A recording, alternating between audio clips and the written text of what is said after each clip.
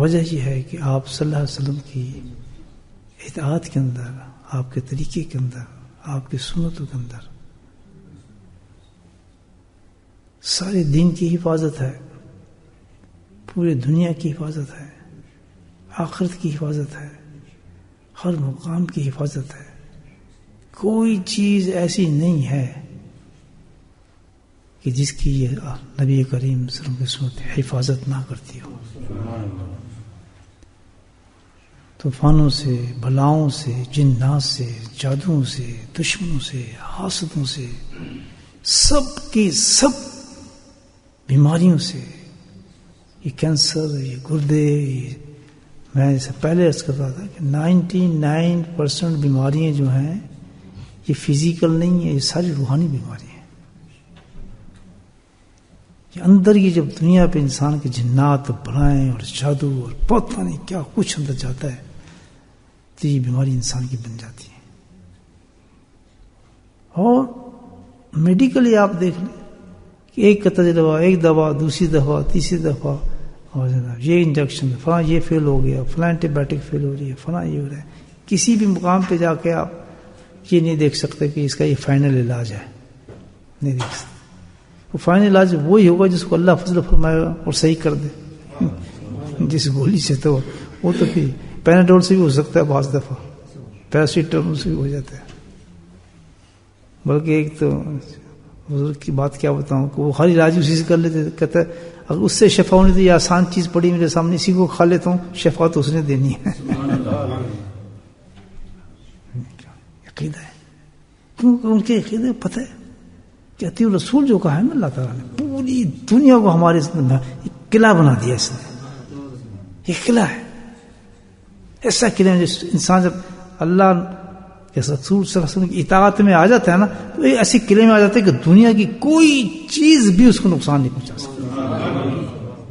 کوئی چیز، ساری دنیا ایک طرف کھڑا ہو جائے اس آدمی کے، اگر وہ اطاعت رسول پہ ہے سواری پہ آرام سے سوئے، آرام سے، فکر ہی کوئی نہیں.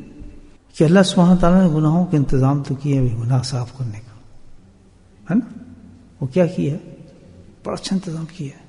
زمین آسمان بھی بھر جائے گناہوں سے، کچھ بھرتے ہیں ہمارے، بھرے ہوتے ہیں لوگوں کے، جہنم میں کھڑا ہوتا ہے. اللہ پاک نے کیسے انتظام کیا اس امت پہ کہ ایک ایسی چیز دے دی کہ اسی وقت صاف. بولیں سبحان اللہ. کیا ہے؟ توبہ. دیکھیں سچی دل سے اللہ مجھے معاف کر دے، معاف کیا. وہ جو لسٹ بڑی تھی بیچارہ لیفٹ سائڈ والے کی، وہ تو تھک گیا تھا لکھ لکھ کے بیچارہ. وہ پتنی سارے 50-60 سال سے کام کر رہا تھا، اس کی تو شیٹیں بنی ہوئی تھی. وہ جہاں لگا معاف کیا وہ ساری محنت جائے گی بیچارے کی. اس کی تو لے یا مارے گئے تو کیا ہوا؟ ایک دم صفا وہی بڑھنا شروع ہو گیا. ہے کمال. کتنا آسان. دیکھیں لیکن ایک چیز بتاؤں آپ کہ ایک گناہ ہمارا ایسا ہے، سن لیں، وہ گناہ ایسا ہے کہ وہ کسی چیز سے صاف نہیں ہوتا. اس کی سیاہی بڑی عجیب ہے، اس کی سیاہی بہت عجیب ہے. اللہ معاف کرائے ہم سے، یہ گناہ نہ کرے اللہ تعالیٰ.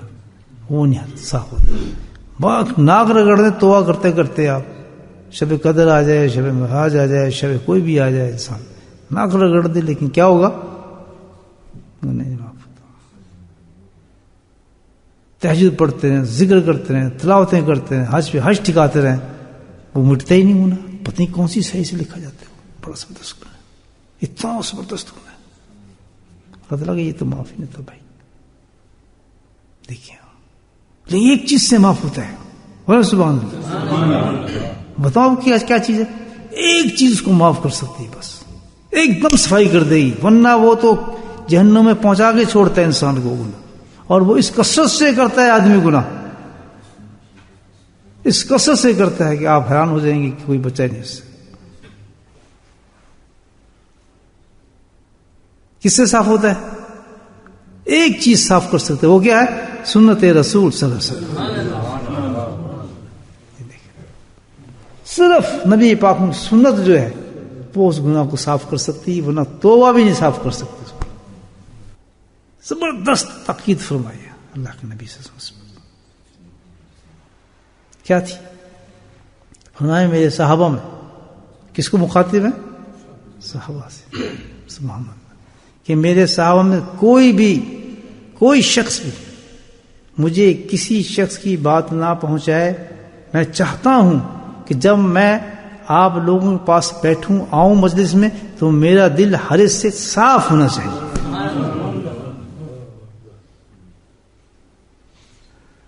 کتنی بڑی سنت ہے نبی کریم صلی اللہ علیہ وسلم. یہ ہے سنت، اس پہ عمل کریں. پھر ہے نکھارتے ظاہر کا، سبحان اللہ. نکھار سمجھتے ہیں؟ نکھار کہتے ہیں بہار، ڈیکوریشن سے ظاہر کی پھر آتی ہے سامنے. سمجھ دیکھیں اب یہ آپ کو سمجھ آ گیا؟ گناہ نہیں ہے، ایکسپلین کروں؟ نہیں ہے سمجھ. سرکار نے فرمایا اپنے صحابہ سے کہ دیکھو کوئی بھی مجھے کسی شخص کی بات نہ پہنچائے، میرا دل چاہتا ہے کہ جب میں تم لوگوں میں آ کے بیٹھوں تو میرا دل کسی کی طرف سے خراب نہ ہو. کیا کون سا گناہ کا تو اشارہ فرمایا؟ یہ فرمایا کیونکہ آخرت میں انسان کی بخشش ہے وہ دل پر ہے. پتہ ہی ہے ذکر ہم کیوں کرتے ہیں؟ دل صاف ہو جائے. قرآن کیوں پڑھتے ہیں؟ دل صاف. حج کیوں کرتے ہیں؟ دل صاف. عمرے کیوں کرتے ہیں؟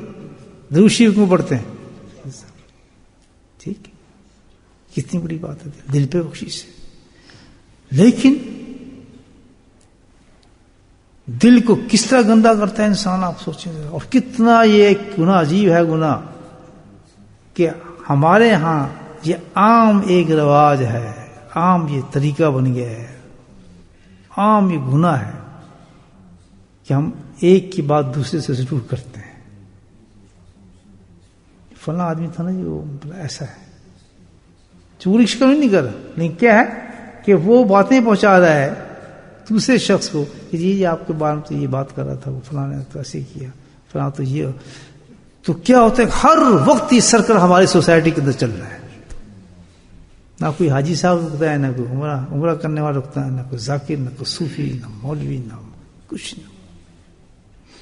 اس سرکل سے کام چلتا رہتا ہے کہ ایک نہ ایک کی بات. دیکھیں ہم 3 آدمی کھڑے ہوئے ہیں، ہم نے دوسرے کی بات ضرور کرنی ہے، حالانکہ اس کو اس کے پتہ ہی نہیں ہوگا بیچارے کو اس کا کیا حیثیت ہے، میرے بارے میں کیا رائے رکھتا ہے کیا نہیں رکھتا. اس نے اس کو پہنچا دینا. یہ آپ کو بہت خراب سمجھتے ہیں آدمی. حتیٰ کہ آپ مسجد سے نکلیں گے 2-3 جانے باتیں کریں گے، آپ ساتھ نکلیں گے تو اس نے اشارہ کر دینا یہ آدمی جی ایسا کہہ رہا تھا آپ کو، یہ آدمی ایسا نہیں ہے، فلاں نہیں ہے. تو دوسرے کے دل کے اندر آدمی کے اندر اس کا خیال جم جاتا ہے اور بلا وجہ کس میں نفرت پیدا ہو جاتی ہے، اور نفرت کہیں سے کہیں لے جاتی ہے. گھروں کی بربادی ہو جاتی ہے، فنائیت ہو جاتی ہے، رشتے ٹوٹ جاتے ہیں، طلاقیں ہو جاتی ہیں، بچے گھر چھوڑ جاتے ہیں. اس قدر بربادی پھیلتی ہے کہ آدمی تصور نہیں کر سکتا، اور کوئی رکتا نہیں چیز. اور رکنے کا طریقہ جو بتایا سبحان اللہ، کس نے بتایا؟ اگر سرکار سنت پہ آدمی عمل کرے گا. آپ نے اپنے سنت کا طریقہ کیا بتایا کہ کوئی آدمی کسی کی بات دوسرے کو نہ کرے. جب آپ سرسوں خود فرما رہے ہیں کہ جب دوسرے کی بات آپ میرے سامنے کرتے ہیں تو میرا دل بھی خراب ہو جاتا ہے، تو ہمارا کیا حال ہوگا مجھے بتائیں. فتح میں چاہتا ہی نہیں کہ میرا دل خراب ہو، میں آپ لوگوں میں آ کے بیٹھوں. میں چاہتا ہوں ہر وقت میرا دل صاف اور شفاف رہے. اور دل صاف و شفاف اس وقت رہ سکتا ہے جبکہ کسی کے بارے میں ہمارے دل کے اندر کوئی کینہ نہ.